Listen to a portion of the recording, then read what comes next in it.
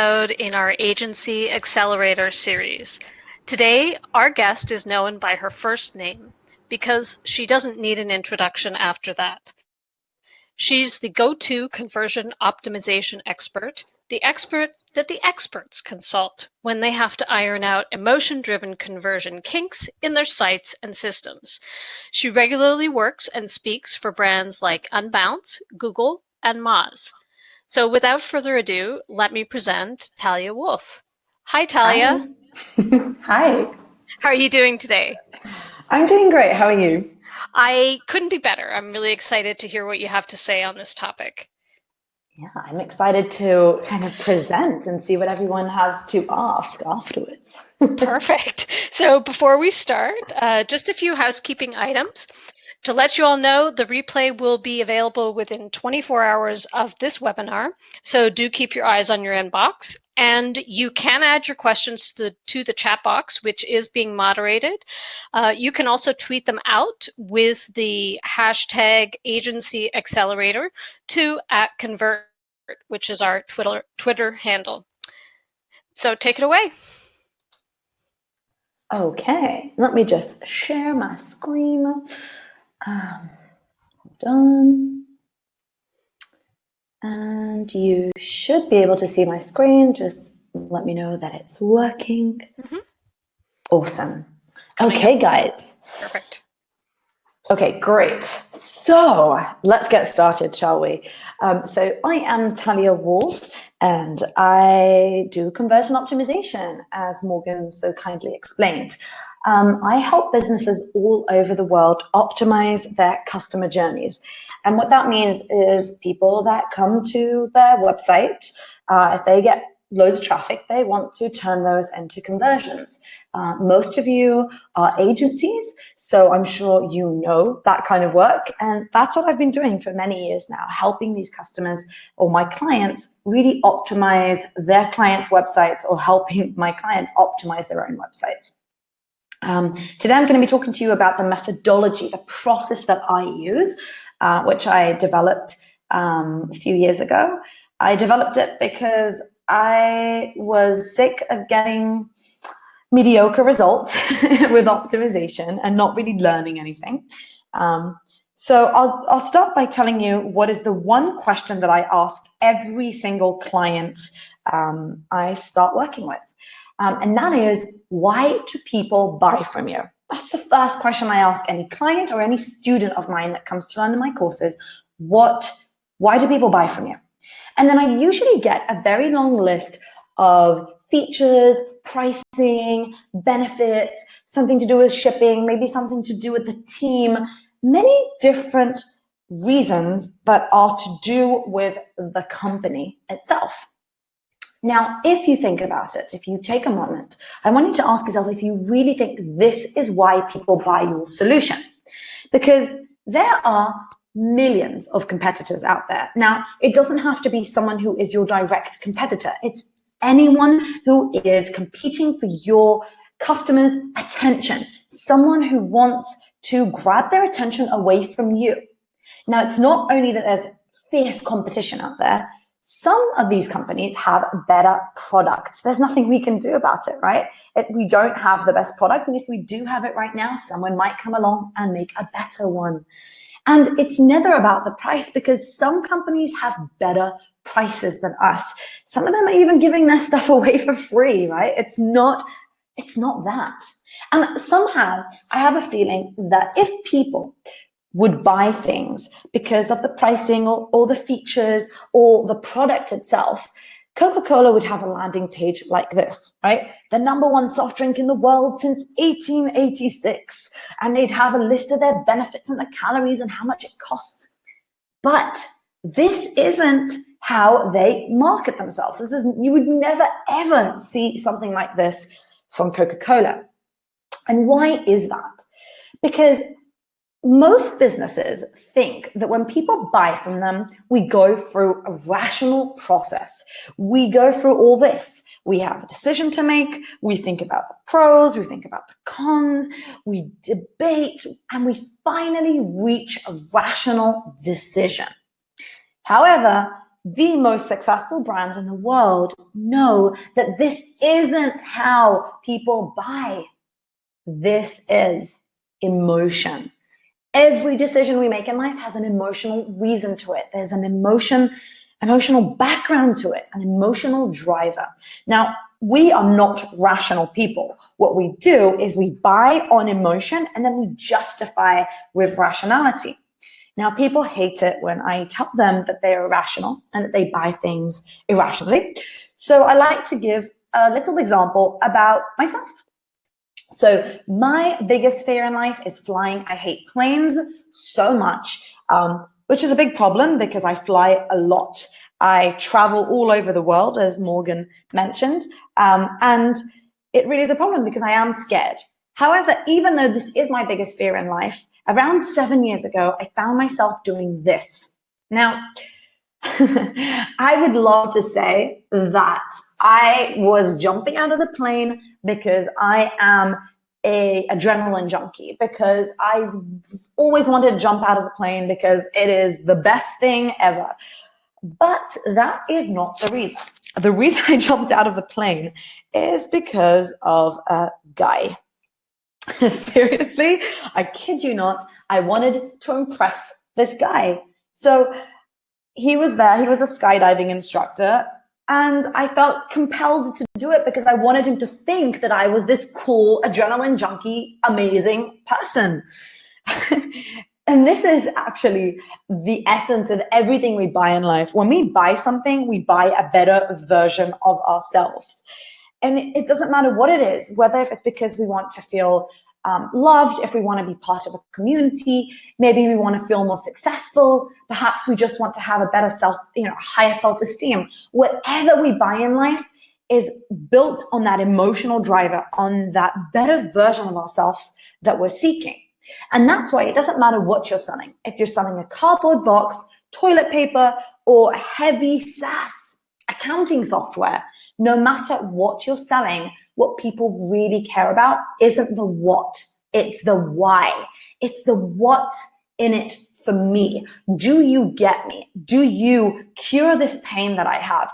Are you going to supply that need that I have that is going to turn me into that better version?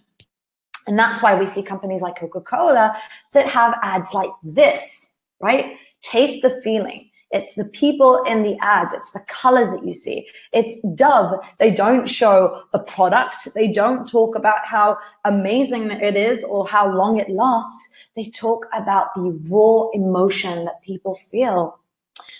The only thing is, and the biggest problem with everything that I've said so far is that actually most businesses don't focus on this at all. They focus on the numbers. They focus on the behavioral elements of their clients or their customers, the geographical location, the browser, the device that they're using, the age. It's all numbers. We forget that there's people behind the screens. We forget that there's people with problems. Every single person that comes to our website has a challenge, whether it's to find something to wear on a date that night, or if it's to solve a communicational problem in their organization, or if it's to buy an insurance or a life policy. When someone arrives on your website, they're facing a challenge and they need you to solve it. It's not data behind those screens, it's people. And because this is happening, these are the type of websites that we're seeing. Businesses that are talking about themselves, unify sales and marketing to connect customer experiences, email marketing automation, retain more users, premium quality platform for webinars. So it's all about the product. There's nothing about the customer and what they're going to get. It's nothing about the raw emotion or the better version of the customer. Now, if you think about conversion optimization, and for those of you who do conversion optimization, if you think about it, there's a 3-step process, right? Now, obviously, there's many more processes and steps in the funnel. But if we just think about the raw 3 steps, first, we need to find the leak in the funnel, right? We need to find the problem. Now, to do that, you can use Google Analytics and heat maps and data, a ton of data to just figure out what needs to be fixed. Then, once you've found the problem, you create a new variation, right? Something that's going to fix this problem. And then you're going to launch an A/B test. Now, the only problem with what I've said is that how do you know what variation to test? How are you supposed to come up with an idea and say, oh, I have a problem on my landing page, or I have a problem on my pricing page, or there's a problem in my category pages on my e-commerce site? How do you know what to fix? Now, most people, they follow best practices, they read blog posts, they ask people on their team, and people give their own opinions. And that's why we end up seeing tests like these. So it's basically people testing elements, meaningless A/B tests, button color tests, headline tests, specific elements on a page with little to no strategy behind it. Now, this is where the majority of businesses go wrong, and that's what I want to fix today. You see, because conversion optimization isn't about changing elements on a page. It isn't about tinkering with your website. It's about solving problems.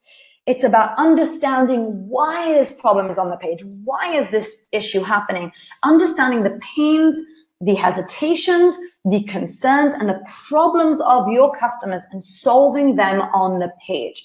And if you can do that, you can 10 times and 20 times your conversion rates. And the growth of your business, because it's not just about one KPI. It's not just about getting more registrations. It's about learning more about your customer, understanding them, and creating a better experience for them throughout the entire funnel. Now, that is where the emotional targeting methodology comes in. It's basically a framework, a methodology that I created in order to tap into why people buy products. What is the true meaning, how people make decisions? When someone comes to my website or to your website, I want to know their decision-making process. And the reason is because the root of every conversion is our decision-making process. If you can understand why people make decisions, how people make decisions, it's easier for you to create a better website for them, a better landing page for them, because you know what influences them, you know what persuades them to buy. Now, this type of process that gets into the root of people's emotions, their emotional drivers, does more than just turn more visitors into customers or increase retention rates.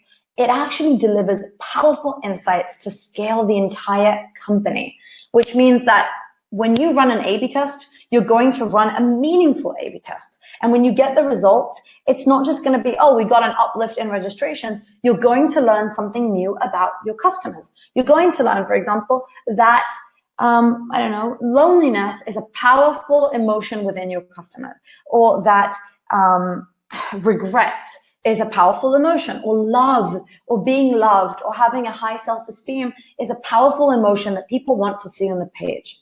And once you know that, you can inform your sales team, your retention team, your shipping team, everyone, so that they align to that, so that we're making sure that people aren't just one-time converting, but they're repeating themselves, and they're constantly our customers and our clients. Now, there are 3 steps for the emotional targeting methodology.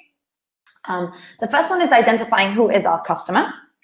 Then it is, what do we want to say to this customer, and how are we going to say it? Because it's not necessarily the same thing. Now, how do you identify who your customer is? And that's what we're going to be talking about today. We're not going to get into the 2 other steps, because if you can understand the first core steps of understanding who your customer is, it will be easier for you to know exactly what you want to say and how to say it.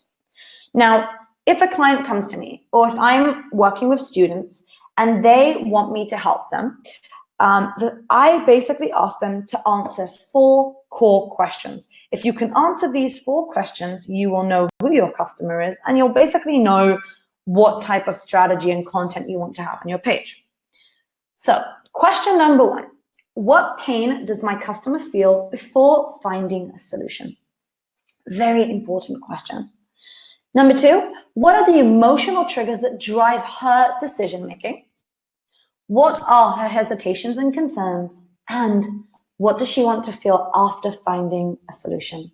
These are 4 core questions that everyone on your team should be able to answer. And if they can answer them, then you know your customer well, and you know what to write on the page, what colors to use, what images to use, what social proof you need to use, and everything. And it will help you optimize your clients' pages time and time again. Now, to answer these questions, I have over 50 frameworks, but today I'm going to share one framework with you. It's called the Emotional Content Strategy Worksheet. And this strategy worksheet really helps me identify who the customer is and how I want to talk to them and what I want to say to them. Okay, now to do this, in order to walk you through the content strategy worksheet, and later on I'll give you a link so you can download it yourself, I'm going to walk you through a case study. And we will see how I used my framework to optimize this website. So this is our client. It is a wonderful product that helps you create presentations and infographics. It's directed mainly for marketers and designers, mainly marketers though, who don't have many design skills. And the idea here is that you can create a beautiful infographic in less than 10 minutes. The only problem is that if we take a minute and look at this page, you'll notice a few things. Number one is that the headline is about the platform, easy to use infographic creator. It's not about the customer. Then we have 6 bullet points about the features. So what you can do with the product, how it works, and why you should choose it. And then we have the main hero image, which is a video of how to use the product. It's essentially a how to use. You can see drag and drop features on it. So there's nothing here that talks about the customer. There's nothing here that speaks to their emotional drivers and to the reason that they are on this website, the better version. So to get started, we use our framework. And the first thing we need to do is identify the stage of awareness of our customer, the prospect that's coming to our website. What is their stage of awareness? Now, it could be unaware, problem aware, solution aware, product aware, or most aware. Now, here's the cool thing about stages of awareness.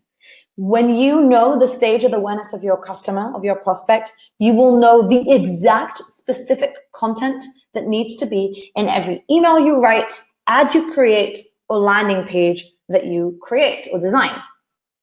So let's get started and kind of look at each one. So unaware. Unaware prospects are people that have no idea that they're experiencing a pain or a problem.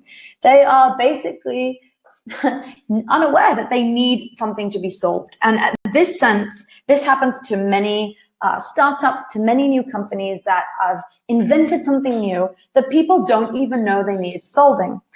How do you do it? What do you talk about here? Actually, what you do here is you agitate the pain. You want to make people feel the pain and show them that they are experiencing a problem that needs to be solved. You don't talk about yourself. You don't talk about your features or your pricing or your amazing product or your amazing solution. You talk about the pain that they're experiencing and how you know what it's like to feel X, Y, and Z. Or you're agitating that pain. Once you've done that, they are basically pain aware. Now, pain aware people are usually people that know they have a problem, know that they're experiencing a pain, but they don't know that there's a solution for it, that there's something simple that can, fix that. For example, if you work with a distributed team all over the world, you may experience the pain of working with people from different time zones. Now, you experience the pain, you know it's there, but you've never taken the time to think about, hey, maybe there's a solution to this. Maybe there's a better way I can work with my remote team. Your goal here, and your only goal, is to move people from pain aware to the next stage. And you do that by telling them that there are many different solutions to their problem. Now, again, you're not talking about yourself. The idea here is not to mention that, hey, did you know that we have a product that can solve this for you? No, it's about saying, I know that you're experiencing this pain, but just so you know, there are many different solutions out there. Now, you might want to write blog posts in this sense. You might have a drip campaign that tells people that there are solutions, that gives them 3 tips to doing this on their own. But the other thing you want to do is start teasing them and telling them that, you know what, there are actually products out there that can help you do this. And that means they are now solution aware. And solution aware means these are people that know that there are solutions out there and they're actively searching for solutions. They are Googling away, they are reading articles, they are asking their friends, they are reaching out on different platforms on Quora and on inbound.org or on Growth Hackers, and they're asking people for a solution. Now, your goal here is essentially these people who are in the solution aware stage, they know that there are solutions out there, but they don't know what is the best solution for them. Not just in terms of which product, which company is going to help them, but in terms of what is the best process for them.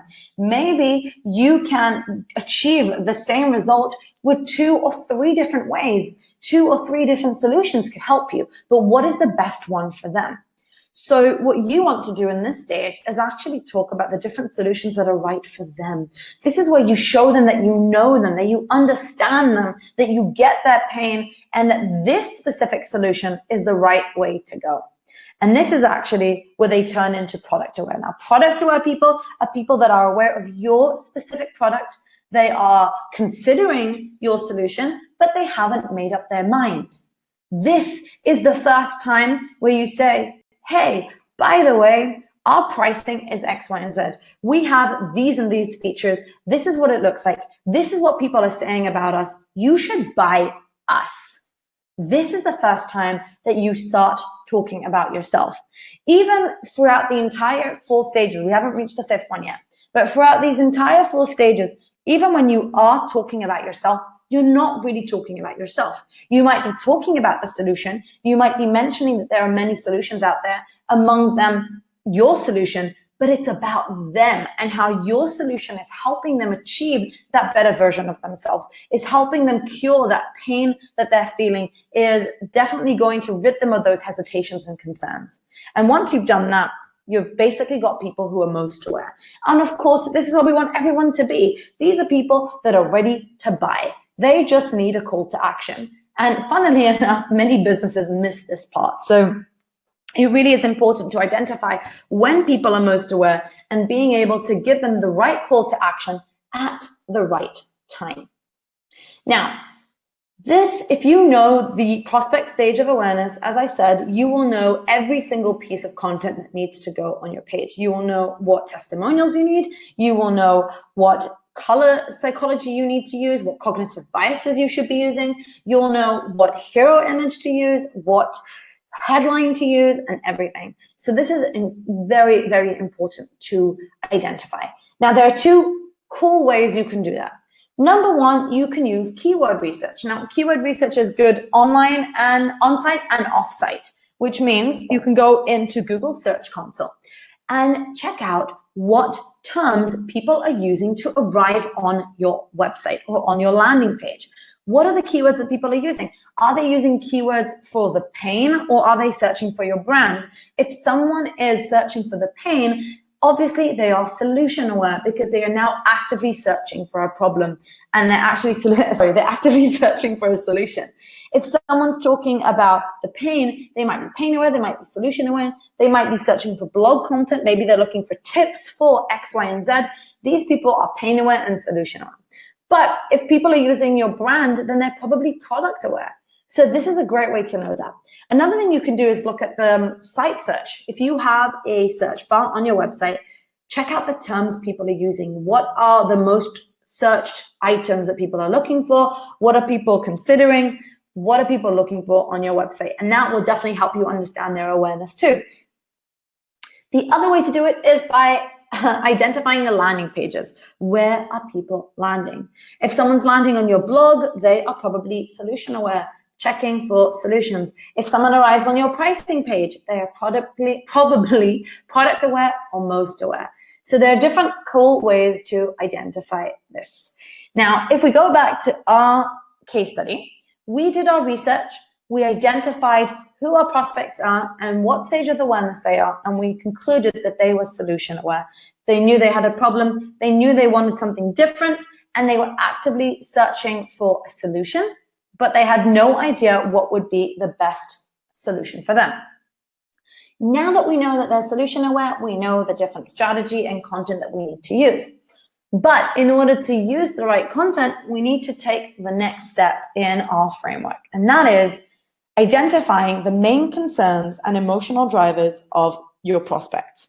And that means going deep into understanding what bothers your customers or your prospect, why do they buy from you, what are they looking for, what are their motivational drivers. Now, too many companies are making assumptions about their customers based on what they think they know versus actually talking to their customers one-on-one. And guys, this to me is like a team that goes ahead and builds an elaborate, amazing, cool product for their prospect. And once they launch it, they find out that their customer doesn't give anything about their product. They don't care because they don't need it. They just don't need it. They want something else. So don't make assumptions. Do the research. Now, what do you need to do? There's a few things. Number one, customer interviews. This means talking to people, asking them the hard questions. Now, here are some of my favorite questions. My top best questions that I like to ask people. What problem does the product solve for you? What was happening in your life that made you search for this solution? When you weren't using our specific solution, how did you solve this problem? And if you could have any superpower in the world, what would it be? These are my favorite questions because they really do give you insight into the pain that people are experiencing before they buy from you, what they're looking for, and they answer the core 4 questions that we had at the start. Now, the only problem with these types of questions is that when you ask someone a question, they're going to be very rational. They're going to say that the reason they bought from you is because you have a great feature or because your pricing was the lowest, or they're going to give you a rational reason to buying from you. So how do you crack that code? How do you get to those emotional drivers and hesitations? How do you get the real authentic answers from your customers? Well, I use a cool little trick called keep asking why until there are no whys left. And what that means is usually it's called the 5 whys. It means you ask why 5 times and you get to the answer. Sometimes you get there earlier. So we asked customers, what persuaded you to sign up? And they said, well, you had the most features, which makes complete sense because that's what people are going to answer. So we said, okay, why do you need so many features? And they said, well, we needed something different in PowerPoint or Google Slides. And that sounded weird to me because PowerPoint and Google Slides are free. So why would you want to pay for something that you get for free? Why do you need something different? And their answer was, I wanted to create something memorable and different. Now, guys, this is where we're starting to get somewhere. We are starting to hit the nail on the head and understand what the problem is here. They wanted to create something memorable and different. Okay, why? And they said, I want to stand out. I want to be appreciated by my peers and my managers. Bingo. This is why people are buying their product. This is why people are paying for a solution that they can get for free, because they create mountains of presentations, mountains of infographics for their team, and they want to create something that people are actually going to remember, something that looks amazing, something that they can show off with, something that they're going to get appreciation for. This is what people care about. That is what people want to see on the page, that they're going to be appreciated, that they're going to stand out, that people are going to love their presentations and infographics. So simple, so easy. Now, this means that we go back to our framework and we fill it in. What are the main concerns and emotional drivers of my prospects? Now, we did this over and over again with the 5 whys, and here are the main things that came out. Number 1, people want to stand out. They wanted to be different. Number 2, they wanted to be appreciated by their peers and their managers. And number 3, most of them do not have design skills and they are worried about the complexity of this product. These are the 3 emotional drivers and concerns that came up with every single person we spoke to. It is amazing to see how repetitive these answers were. Now, if we know what they are, if we know what their concerns are and what they want to feel after they find a solution, all we have to figure out now is, what do we want to say to them? Now, before we actually write down what we want to say to them, there's a few other things that you can do in order to really understand your customers better. Number 1 is do team interviews. You want to speak to the people who are in connection with your customers, who know them well, who speak to them every day. The sales team, the retention team, the email marketing team, anyone who has a direct connection with the client. And here are some of my favorite questions. What pain do we solve for our customer? What persuades customers to take action? Why do people buy our solution? And what could we do better? And what are the most common complaints that we get? Now, doing team interviews is a great way to actually understand the difference between what the customers are saying and what your team is saying. And it's also going to basically give you more information that you might be missing right now because you don't have the full picture. Now, once you're on the team interviews, there's one other thing I want you guys to do, and that is analyze competitor websites. Now, I don't mean copy the competitor. Actually, I'm saying please don't copy your competitor. That's just the blind leading the blind. They have no idea what they're doing either. What I want you to do is to go on to your competitors and look at the reviews and the testimonials that they're getting. What are people saying? What do people care about? What annoys them? What makes their day? And you can go through on Amazon even and kind of mark through the most important things that keep coming back, what people care about. And the reason this is so important is because the people who are buying on your competitor's website should be buying from you. So if you use this information, you will know what content needs to appear on your page. If you see that everyone is complaining about the same thing on every single website, the first thing you want to do on your homepage or on your landing page is mention that you do not have this problem. That is how it works.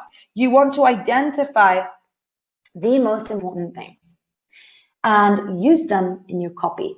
Or if you know that people keep saying that they have a specific problem, a specific concern, something annoys them, you go back to your clients, you go back to your customers and the people that mentioned these problems in the past and say to them, hey, do you mind telling me how you overcame this problem? Or what convinced you that we are the right solution? And you put that on the page. You answer people's hesitations and concerns before they have an option to even bring them up. And this is so easy to do. You could do them literally right now. So once you've done that, you've spoken to the team, you've done the competitor website analysis, you want to write down what is the main strategy. What do you want to say? Now, this isn't the copy, it's just the strategy. And what we want to say to people is that they are great marketers, that it's only their time to shine. We're not doing it for them. They are doing the great job. We are just helping them stand out, and we're going to help them do that really easily. Now, the next step is to identify how we're going to do this, how we're going to make people feel this. So how are we going to do it? Well, we're going to empower the customer. We're going to remove any technical concerns because we know they're worried about the design. And we're going to show the outcome, show them how amazing their presentations and infographics are going to look like. Now, here's the cool thing about the emotional targeting framework.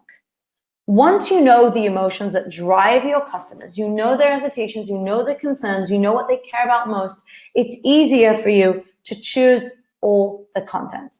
Now, what you can see in front of you is a mock-up of one of my frameworks, of the emotional targeting framework. And you'll see that on the side, there's the current versus the desired. The current feeling, what people are feeling right now before they have a solution, and the desired feeling, what they want to feel.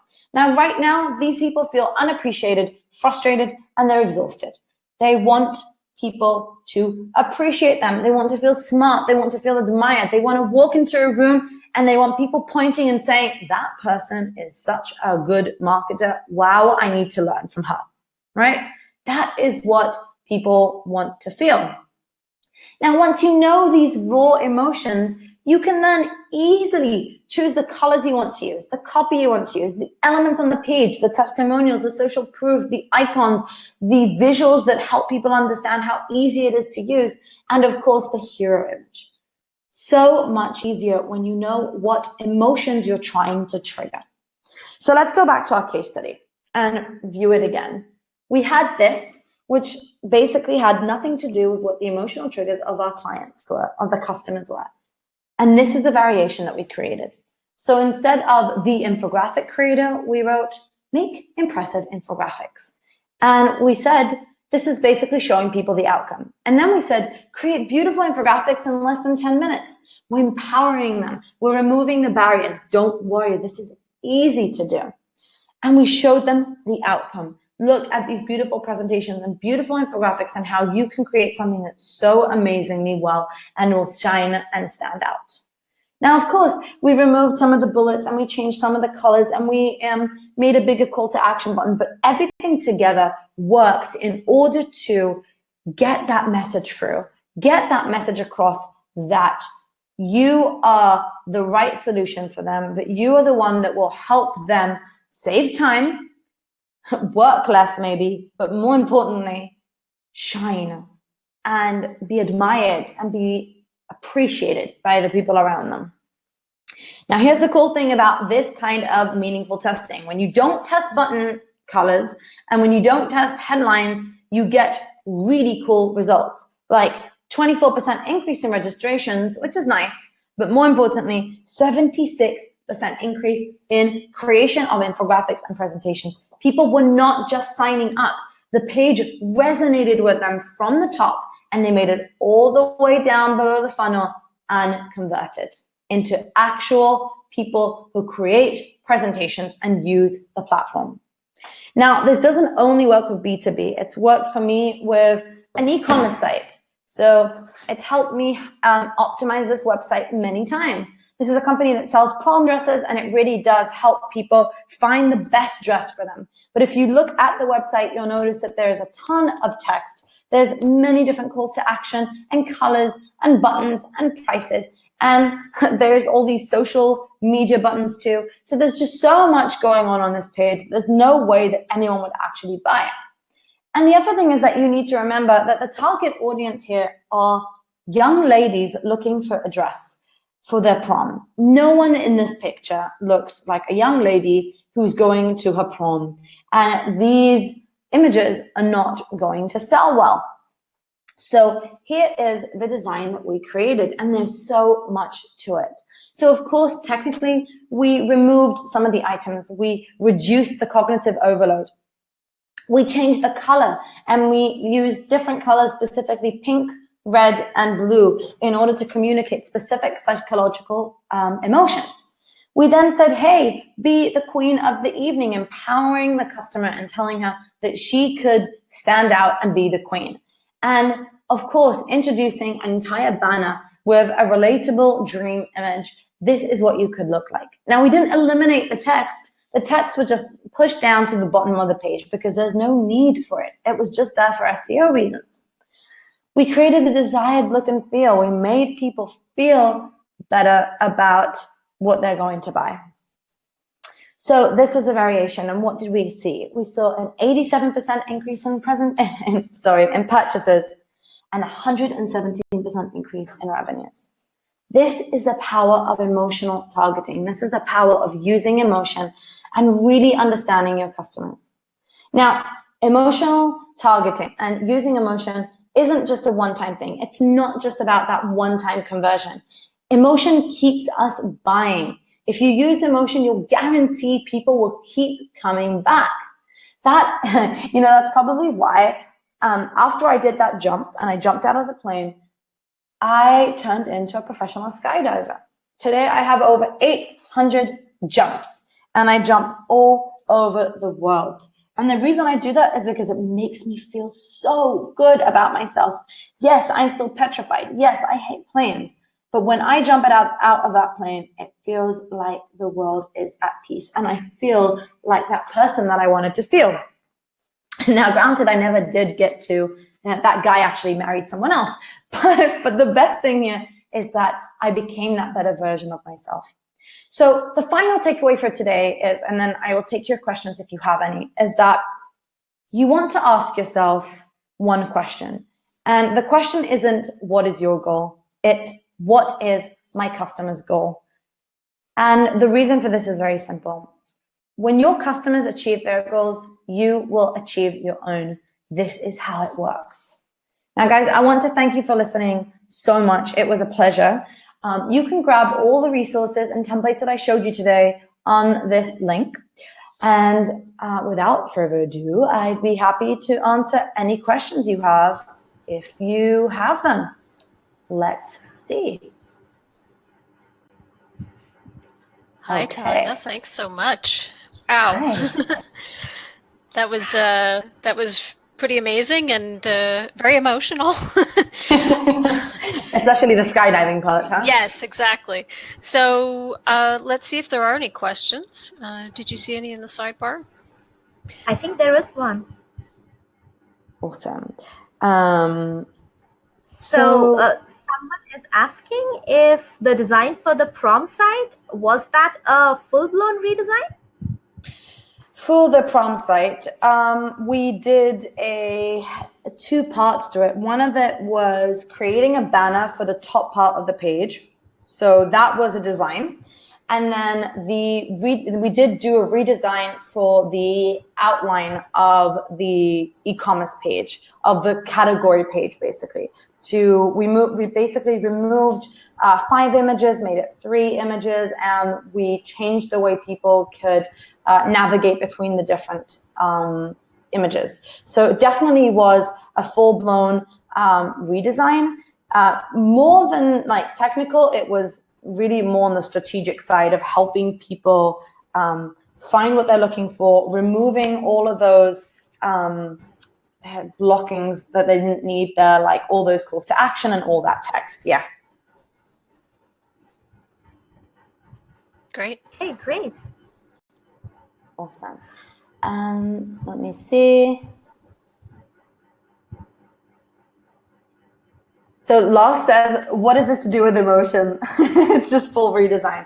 So it's interesting that you say that, because in order to redesign and in order to change something and A/B test something, you have to identify those emotions that you want to show on the page. If you don't understand what emotions your customers want to feel when they land on your page, you're not going to know how to optimize your site. You're not going to know how to optimize a page. And yes, A/B testing and emotional targeting and optimization isn't about testing a button, and it's not about testing a banner. It's about testing different strategies. So it's not about a redesign. I didn't redesign the entire website. I didn't redesign the entire page. I worked on creating a specific look and feel with specific colors and cognitive biases and copy that would create those emotions. Now, Michelle says, could you tell us more about the color choices on the prom landing page? Yeah, sure. One of the things that we saw is that we had 2 target audiences on the prom page itself. There were the ladies that were buying the dresses, that were choosing a prom dress that they were going to wear. So we needed to create basically an area where they would feel that they could really see themselves in it, that they could really see how they would be the highlight of the evening or the queen of the evening, as we mentioned in the copy. But the other target audience that we had there were actually the mothers or the fathers, whoever was actually paying with a credit card and having to put out that credit card. So they had to feel safe. They had to feel that this is a good place to buy a prom dress for their daughter or the person that they were taking care of. So for us, we had a mix of different emotions here. We wanted to create, we wanted to use color psychology in order to create a few different emotions. One was, okay, this is the promise of a beautiful night and that I'm going to look amazing and that I'm going to remember it for the rest of my life. And trust, and that we are authentic and that you can trust this website. So that's why the colors are blue and pink, and we kind of steered away from the different colors that we had before, the black and the kind of the mishmash, I'd call it, of colors that we had before. This wasn't the same on every single category page.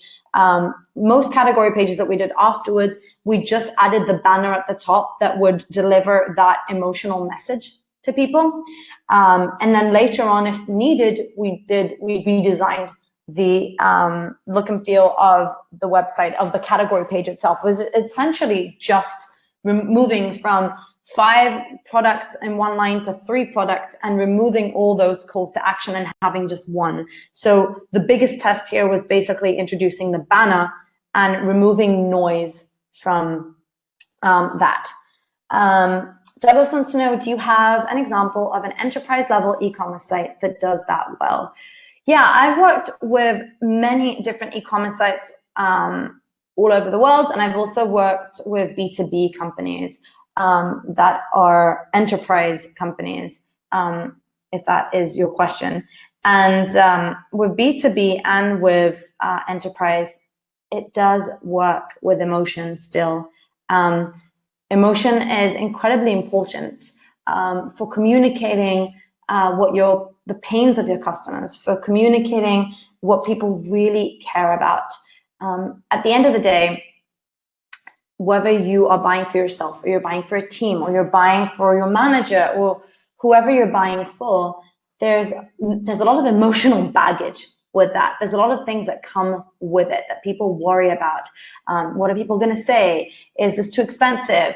Is this even going to work? What if no one uses this? There's just a lot of things that come with it. So even when it comes to B2B, people still buy on emotion and care about what is going to happen. And there's a lot of emotions that kind of infuse their decision making. So it is very important to use that when you're optimizing.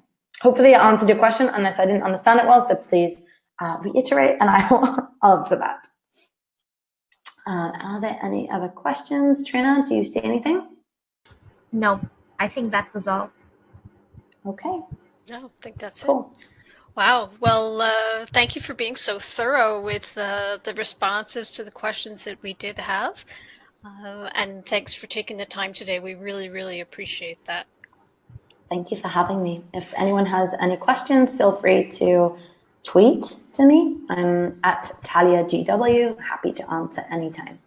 Perfect. Awesome. So again, the replay will be in your inboxes soon. And if you want to benefit from more of Talia's amazing knowledge, you can absolutely explore her site at getuplift.co, which has excellent free resources. And that's it for us today, but we will definitely see you soon.